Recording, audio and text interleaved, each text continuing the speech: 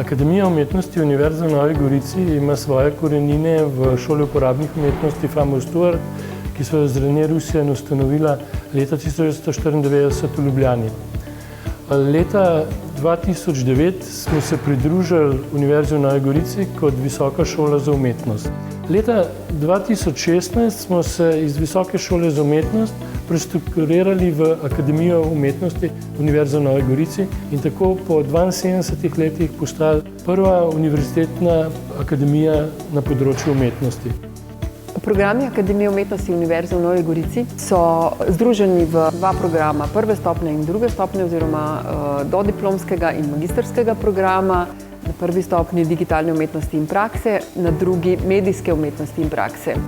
Nosilni moduli, ki so nekako organizirani kot smeri, vendar z veliko možnostjo kombiniranja, so animacija, videofilm, fotografija, novi mediji, sodobne umetniške prakse.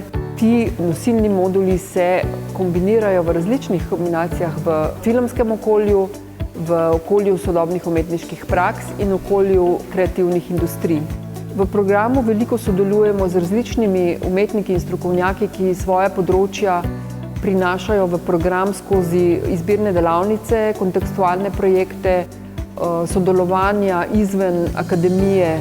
Seveda sodelujemo z Evropsko prestolnico kulture za leto 2025, z Kinoateljejem, ki deluje čezmejno, z Animateko, ki je z našega področja zelo pomemben festival, Kino Otok je tudi naš redni partner.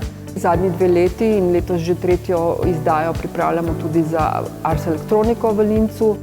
Za generacijo 2022-2023 smo uspeli pridobiti strani Ministrstva za izobraževanje koncesijo, se pravi, da je študij sedaj naprej za študente brezplačen.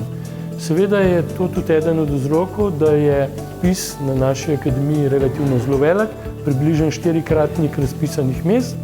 Zato so sprejemni izpiti, preizkus umetniške nadarjenosti, tako kot tudi v vseh ostalih akademijah v Sloveniji.